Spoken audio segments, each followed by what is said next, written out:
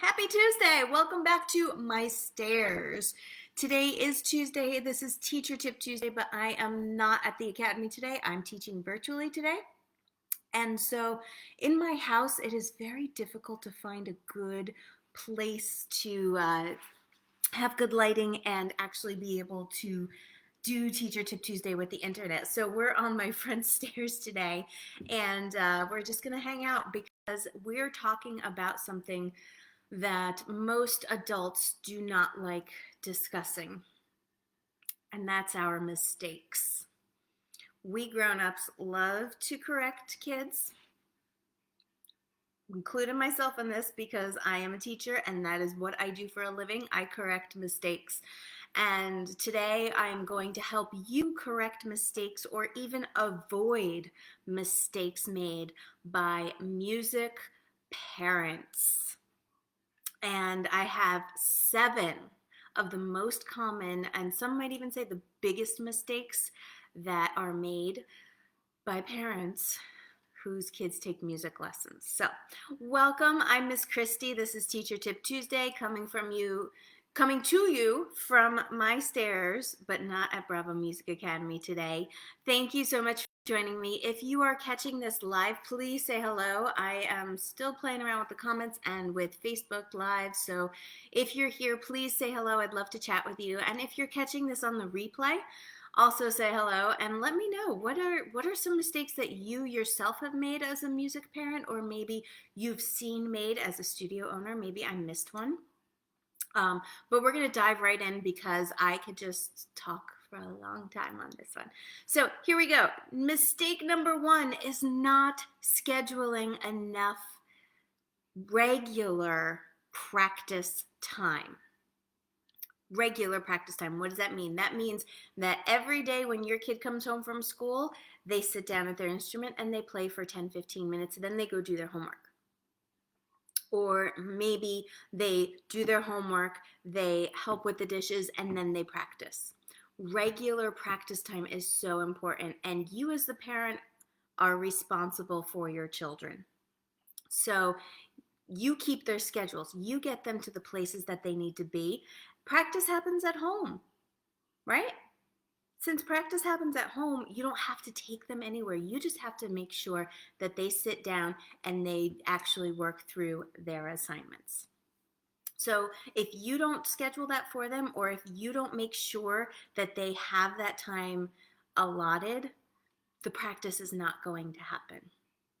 Now, obviously, as kids get older, they become more responsible for their own practice time, for their own schedules, but especially with your younger ones, parents, that's your responsibility. That's mistake number 1. Number 2 is one that I think if I have any other fellow music school owners or teachers out there watching, you're gonna cringe a little when I say this one. It's buying a toy instrument because you want to make sure that your kids like it first. I will tell you from experience, if they are practicing on a toy, they're not going to like it. Not even a little bit. It's just not going to happen. I can't tell you how many students I've had, as soon as their parents upgrade them to an appropriate instrument, they just will not stop practicing. They can't pull them away from their instrument. So please do not make that mistake. Invest in a quality instrument, of course, within your budget, but don't buy a toy as a trial. It's not going to work. It's not going to help. All right. Number 3 is choosing a teacher because their lessons cost less. We talked about this a little bit last week in the What Does and Doesn't Matter video. You can find that in our live links there. But choosing a lesson just because they're cheap doesn't always give you the best. It just doesn't. And if your kid is looking for someone who's really going to push them, then you might need to consider something a little more. Of course, just like the instrument, within your budget, but don't price shop for lessons. It's not giving your kids the best that they deserve. Number 4, we're flying through these. This one is a big one for parents with little children, young. We call them our littles at the academy, but the young kids. And that is not sitting down to practice with them. It doesn't matter if you don't know music. It doesn't matter if you have never played an instrument before. Sitting down to practice with your child gives them such a huge advantage in their learning. It's showing them that you are invested in them, and it's showing that you are invested in their progress. One of the biggest things I can tell you if you are a non-musical parent, and I've done other live broadcasts on that as well, if you are a non-musical parent and you want to help your child, just sit down and read through their assignment with them. That's enough. Have them tell you what happened in their lesson, read through it, sit down with them as they practice, and make sure they're following the directions that the teacher has given them. That is the easiest way that you can help your child practice. So don't make that mistake, please. Please don't. Okay, number 5 is focusing on practice time, practice length, as opposed to focusing on goals. Most teachers who I know don't just say, oh yeah, practice this for 15 minutes every day. They will say, work on your fingerings, work on your dynamics, get this line nice and smooth, get rid of those hesitations. There are goals that your kids have with their practice, and it's in their practice logs. And if it's not there, you can always reach out to the teacher and say, hey, what are we supposed to be shooting for with this one particular piece? And then make sure that your kids are working towards that goal, as opposed to saying, all right, here's your timer. There you go. You have to sit here and play for 20 minutes. Nothing is going to get accomplished. They're just going to sit there and noodle around for 20 minutes and then have the same assignment the next week. So find out what their goals are. Have them tell you their goals. What are they working on this week? And make sure that those goals are accomplished, as opposed to just having them sit down for a certain length of time. All right, that was number 5. Here's number 6. I hope I don't push buttons with this one. Comparing sibling progress. So here's the thing. Your kids are different people. They do things differently. They learn differently. So even if they're playing the same instrument, even if they're working out of the same book, playing the same pieces, it's not going to be the same. It's just not. And that's okay. As an educator, I have to tell you, I don't have children of my own, but as an educator, I have taught siblings the same music. So many times in my career have I taught the same piece to 2 siblings, and I don't teach it the same way. I can't teach it the same way because the younger child is not the older child. They don't learn the same. We don't communicate the same way. So comparing how they learn that piece to how their older brother or sister learned it is so unfair to them. Please don't do that to your children. I promise, as a teacher, I will never do that to any of my students. I will tell them what I did with their older sibling, and that's been actually a really fun experience, sharing what we've done, but I will never compare them to their older sibling, or vice versa to their younger sibling, because sometimes the younger one flies through things where the older one didn't or isn't. It does work both ways, and I've been on both sides of that. So don't compare them, please. Let them be their own person. Let them have their own moment with their music. All right, I'm off my podium. The last one, number 7, is letting their child give up too quickly. I'm gonna be real with you. Learning an instrument is hard, and it is so incredibly involved.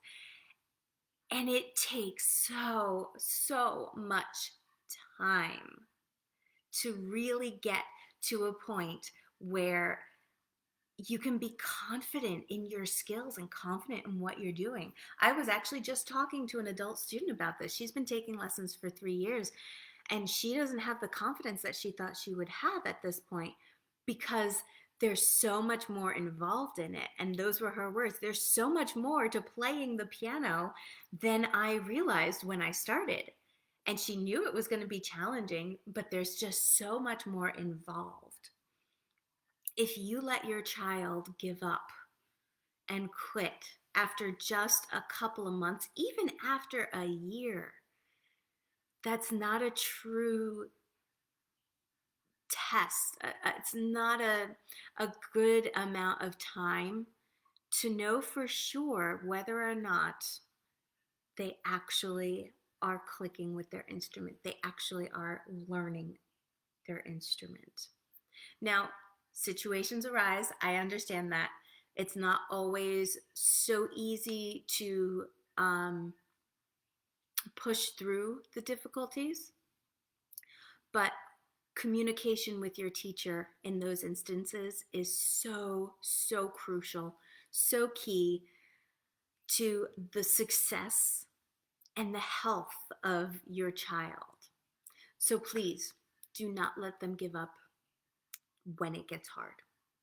I can tell you, they push through that point where they're frustrated and it feels like it's not working, and then all of a sudden they just fly. And then the hard stuff becomes the fun stuff, and it just gets more and more and more enjoyable. So don't let them quit on themselves, and don't quit on them.